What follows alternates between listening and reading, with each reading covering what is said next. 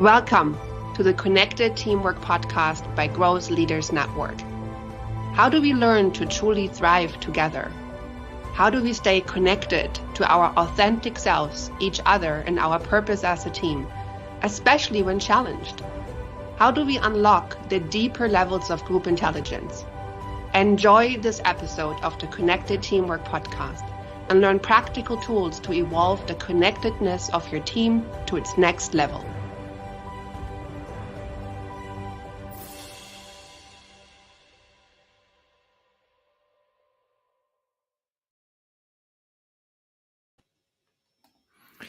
Welcome to episode 19 of the Connected Teamwork Podcast. I am your host, Hilke Faber. I'm here today by myself. My colleagues had other commitments that could not be changed. And today we're going to be talking about conflict and undiscussables.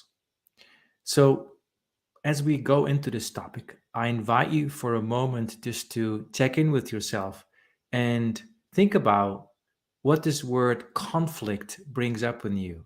Is that a happy feeling? Is it tension? Do you feel peace? Is it something you look forward to? It's interesting how we're wired. Most people that I ask this question will say something about conflict as it's something that we don't necessarily want. We like something that we would call peace or harmony. And in that lies a key, because there may be a different way to look at conflict that actually suggests that maybe conflict is not a place where there's no peace. Maybe we can be in conflict, have an argument with somebody, and still be at peace. I often find when I'm in conflict with somebody that my nervous system starts to look at the other person as the enemy, and I'm going to have to take a stand against this person. I have to defend myself, and the nice connection that we had, the comfort of being together, seems no longer to be available. So, how do we actually approach conflict in a different way? Because conflict is part of leadership, conflict is part of working in an organization. Conflict is part of working with other humans. If we don't want to have conflict, we probably shouldn't be a human. Even we have conflicts within ourselves where we have opposing thoughts that want us to be thinking one way or the other. So conflict is part of the human experience. So how do we work with conflict in a way that we may even look forward to it, or as something that is part of life, or something where at least we do not lose connection with what we value most? And I can't prescribe to you what you value most. And I invite you to think about this question as one way to work with conflict, which is to say, before I even engage in the conflict, what is most important to me? What's most important to me? What is truly most important to me? And then connect with that first. And when I think about what is most important to me, that is truth and that is love. That is being connected to this, you could say, this sense of presence, this sense of stillness, this sense of peace. That is always here. That's always here. So I invite you for a moment to think about this, or to contemplate this for a second. What it is that is always here, and allow yourself to become present, to become even more present. Ask yourself on a scale from 1 to 10, how present am I right now? Where 10 is, I am so present as I would be when I held my first newborn in my arms and I looked at them. Or maybe I didn't have children. I asked somebody to go on a date with me that I really wanted to go on a date with, or I was in music or in nature, and I was totally overwhelmed by that, being totally present. 10. In that experience, the more present we get, the more we experience in this moment potentially this sense of deeper stillness, this sense of always here, this sense of maybe love or joy or whatever you want to call that. As soon as we start to label it, it already loses its power. So it's like grounding ourselves in that deeper place. And so from that deeper place, if that's what's most important to us, then what does conflict look like? I know what it looks like when I'm in my head from basically my chin up. Like conflict looks like something and I have to go through. There's a risk of me rejecting somebody, there's a risk of being rejected. I have to be right. I have to find a way through this. It feels like a battle. When I go into presence, when I go into a deeper place, conflict starts to look at something that I can almost take a walk around. Notice it's not so linear. I can just walk around it and see it as something to be explored, like a crossroads or a new junction that I get to explore. And I know that whatever happens, I can unconditionally center myself in this presence and my true values, whatever happens. I'm not going to give my power to an outcome or to a person or to something happening. So that allows me to stay present in conflict. Actually, I've been thinking about conflict as a way that we can compare to Aikido. Maybe you've heard about Aikido, the martial art of Aikido. And what I was taught in Aikido is that the art of Aikido is actually the art of not putting the other person down, which is what my ego mind wants to do. But actually, it is the art of using the energy that we both have for mutual benefit. So even use the conflicting energy for mutual benefit, for maybe a deeper understanding, more intelligence, more connection, more effectiveness, whatever it is. So how can we apply this martial art as a metaphor in conflict? So what I find in conflict that, so as we talked about, the first step for me is to remember to center, to bring this sense, be centered in what is most important to me, which to me is truth and love and peace and sense of presence. And then how do I, you could say, work with conflict? Well, I think about somebody I'm in conflict with in some way right now, and we have a disagreement about how we should approach a project, right? And notice that from the place of ego, I want a quick solution. I want to force my solution. I feel very uneasy. I'm also having, as from an ego perspective, a sense that once I solve the conflict, I'm going to be happy again, right? It's like with conflict, not happy, resolve conflict, happy. Notice from the heart perspective, from this deeper grounded perspective, I'm peaceful already. So I'm not going to try to use the resolution of the conflict for me to be more peaceful. I can actually be grounded in my peace no matter what happens. So there's a freedom in that. Like there's the thought that I have, which might be this conflict should be resolved, is actually not seen through. I was like, that's not true. I already was that. That doesn't mean that we then use that as a bypass and not engage in the conflict. There's still, of course, things to do. So when I think about this conflict with a colleague about this project, then it's like, okay, so what's the next step? Thinking about what I could learn from Aikido, and make it verbal. Well, in Aikido, the first step is to center, which we talked about. And then another part of that is to basically engage with the energy of the so-called opponent. So another part of that is to really ask. So ask the person that I'm in conflict with, what is truly important to you? Like if we go a little deeper, why is that important to you, to do this project in this particular way? Why is this important to you to do it this way? And my colleague might say something like, well, I really want to serve the client well, or I want to make sure that I do it in a way that uses our talents to the best of its ability, or whatever it is. And then it's up to me to, you could say, listen well, to really listen. That's the opening part. That's the the asking part, really listening to the other person. Are we really listening to the other person? When I'm not in presence, I can't really listen because I'm only going to listen for what I need for my argument to be validated. But when I'm really listening from a place of openness and presence, I can listen and really engage, embrace what the other person is telling me.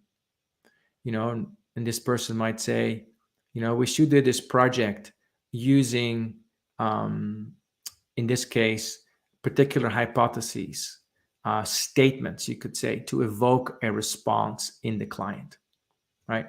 And my opinion is, no, we should not use hypotheses. We should go in with open questions. So if I'm staying in the, we should only use open questions, and my colleague thinks, geez, we need to actually be very assertive with hypotheses, then I might think that my colleague is up to no good. But when I really listen to my colleague, I'm like, she may have something to say there. Why does she want to use hypotheses? Why does she want to use hypotheses? And I can physically feel myself going to the other side of the proverbial table or screen if we're working online, and put myself in their seat, in her seat in this case. Why might she want us to use hypotheses? And she might tell me, well, in this case, she told me because it's a way for the client to really go to the deeper issues a little faster. I can hear that. And then it's time for me to share my truth. So in verbal Aikido, we basically see 4 or 5 steps. There's centering. There's engaging with the energy of the so-called opponent, but really a partner, really embracing it. So being with it, not being afraid of it, but actually embracing it. And then playing that back and saying, I hear you want to use just hypotheses. And then extending our own opinion. So then it's time for us to be open, to be really, really honest. And then after that honesty, there's a time for the both of the opinions to mix together, to coexist. Like, you want to use hypotheses and I want to use open questions. How can these things coexist together? How could we both be right? And what could we do based upon this broader perspective where you say you want to use more hypotheses to really challenge the client, and I, even though I haven't said this completely yet in this podcast, might want to use more open questions to share more of my truth, to allow the person to really express more of what's important to them. So when the two things meet, we can look at this together, and we get to this place of exchange where we can make more clear promises, where we have more insight about what we need to do. And we get to this place of exchange where we both figure out what we can do about this, while all the while staying connected to each other, not losing sight of the other person, but just taking a walk over to the other person's opinion, and then taking a walk to our opinion, and bring those two together and taking a look at what can we learn from this. And then we make decisions together. I remember these steps as coax: center, open, ask, and exchange. We're going to take a short break now, and then after the break, we're going to talk more about how do we actually open, because speaking our truth turns out to be something that most of us shy away from in some way, because people might not like what we have to say. See you right after the break.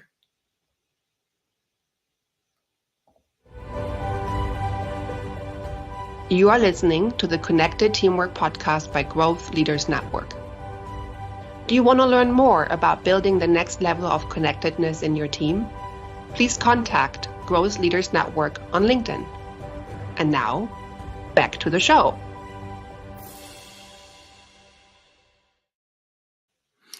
So you're listening to the Connected Teamwork podcast, and we're talking about conflict.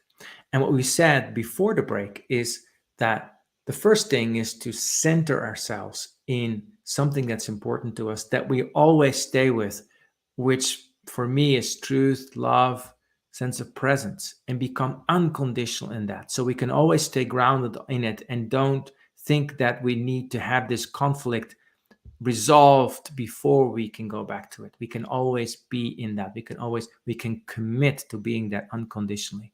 And then we talked about 4 parts which were derived from Aikido, the principle of Aikido, where we say we just use the energy, we work with the energy by being centered, by opening, by talking about what we really need to say, by asking others what they really know and want, and then by exchanging the energy and looking together. It's like, what might be true here? So we said before the break that opening, like really being honest, especially when somebody disagrees with us, can feel like so challenging. So let's look at that for a second. Think about situations, whether it's conflict or other conversations where we might be in a place of what we can call undiscussables, or elephants in the room, and we don't really want to talk about them.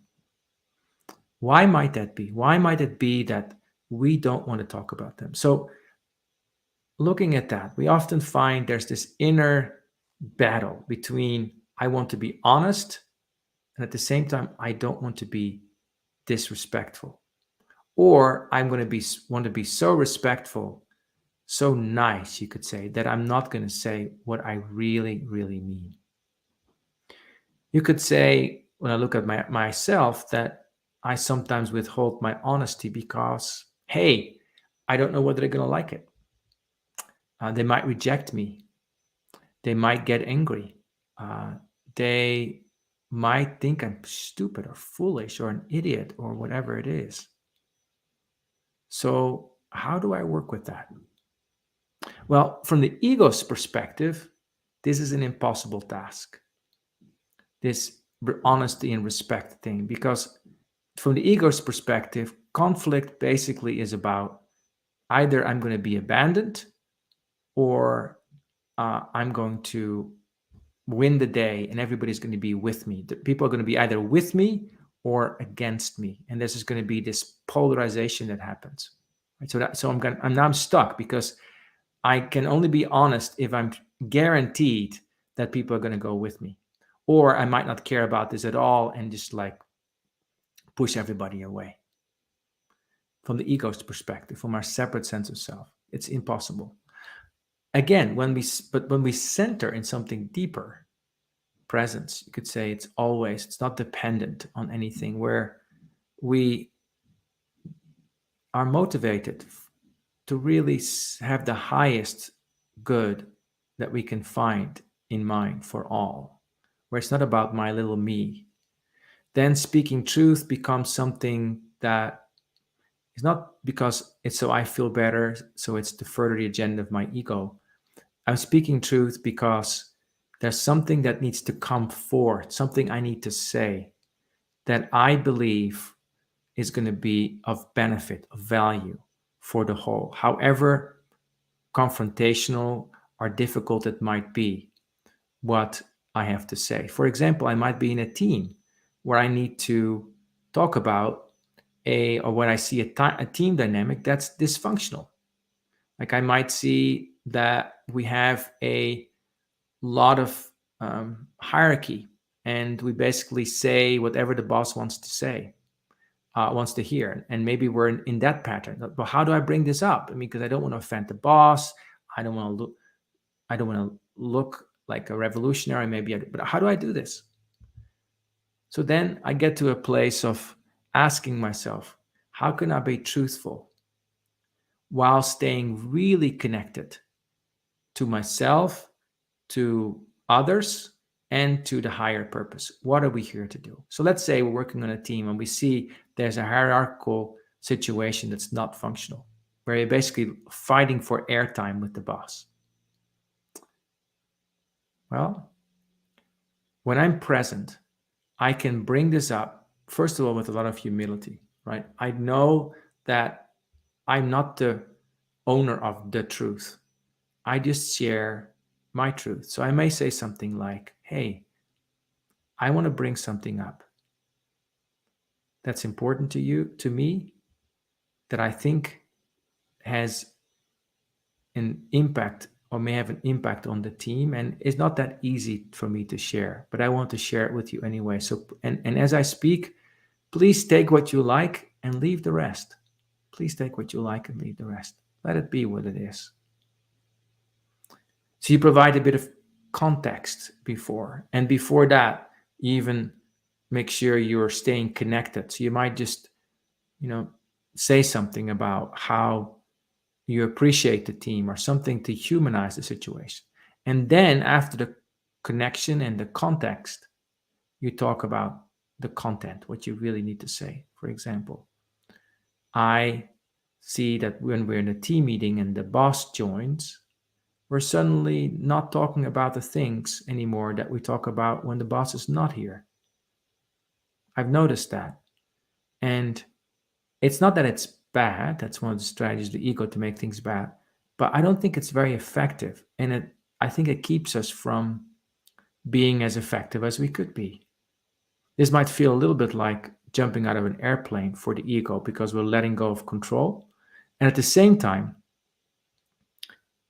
it can be a great service because even though you're saying it, it's probably something that many people in the room were thinking, but just didn't find yet the wherewithal to say it. So how do we speak truth? We're centered. We don't do it with the agenda so we feel better. We do it to be of service. We do it with humility, and we do it with great respect for the people around us. And we talk about something that's deeper for us. Before I speak truth, when I'm conscious, which is not always, I often pause and think about, what's this really about? Not from my ego's perspective, which is often about me trying to get my agenda, my immediate needs met, fixing something or forcing something or rescuing something or like that. But it's when I look a little deeper, what is really about? What is this really about? And why is that important to me? So that can help to help with speaking truth. There's a barometer inside of myself when I speak truth. We all know when we speak a little lie. It feels kind of unsettling, doesn't it? Like it feels like, I'm not quite there. But when we speak truth, we might feel a sense of peace, a sense of strength, even though part of us might be nervous. Like that's the survival brain is like, oh, is my tribe going to go along with this? Are they going to reject me? All this stuff that we get to contend with in our nervous system. So how do we do this? So that's something to just maybe sit with a little bit as I think about speaking truth. What's truly important to me, and how do I get to this place of truth, which I can recognize because there's a sense of firmness and strength and peace in it. How does this, what I can say, how will it extend the peace in my heart? And when I've said it, will I be grateful and maybe appreciate what I said and how I said it? Now, speaking truth can be some things like standing in front of a big stage in front of lots of people, and it may feel like one of the scariest things. Some people enjoy standing on big stages. I recently went to a concert, Beyonce, and looking at her singing in front of 80,000 people was like her speaking and singing as if she was in her kitchen at home. So, and for many of us, standing in front of a lot of people is a scary thing. For many of us, speaking truth, we still hold back. So how do we speak truth in a team? Well, what I find helpful is to, first of all, get close to myself. And then maybe I have a conversation with somebody that I trust. Not to have somebody collude with me, but maybe for me to practice saying what I need to say. For me to practice what I need to say. So it becomes something that truly is a gift. That I speak truth as a gift. Unconditionally. And then I can also say, just like when I bring a gift, take what you like and leave the rest. So some thoughts about conflict in this episode and speaking truth. Takeaways. 1, be present and connect to what's truly important to you. What do I unconditionally commit to that a person's agreement or disagreement cannot take away? And how will I bring that to the conversation? 1.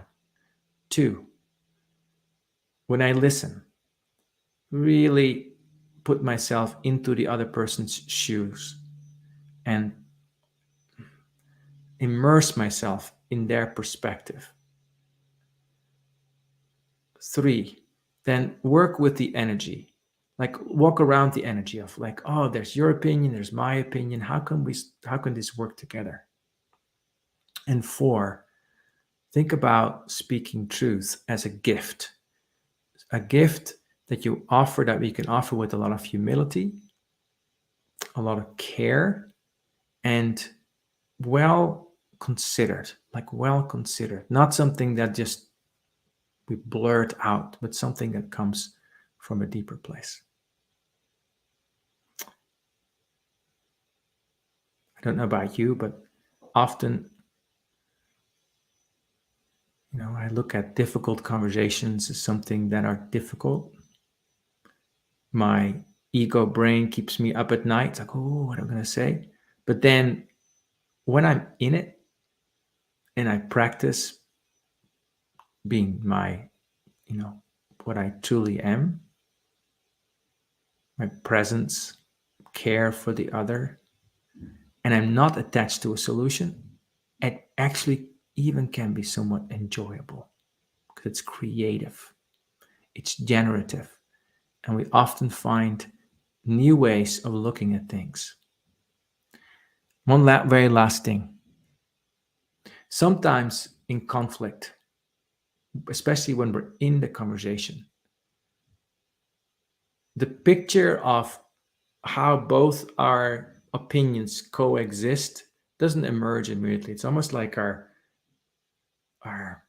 brains just have a hard time resetting. There's a beautiful word I learned about conjoining. It's like gluing together. It's like the intermingling, the mixing of the energy. Sometimes it takes a little bit of time. So we may not feel the relief of the clarity and the new perspective right then and there. However, sometimes just speaking our truths and then letting that be, and then sleeping over it and being quiet until how we move together going forward emerges naturally. All right. That's where we'll leave it today. You've been listening to the Connected Teamwork podcast, and we'll be back here again, as always, on Mondays at noon. And it's been a delight to sit with you and talk a little bit about conflict and speaking our truths. See you next time. I'm your host, Hilke Faber.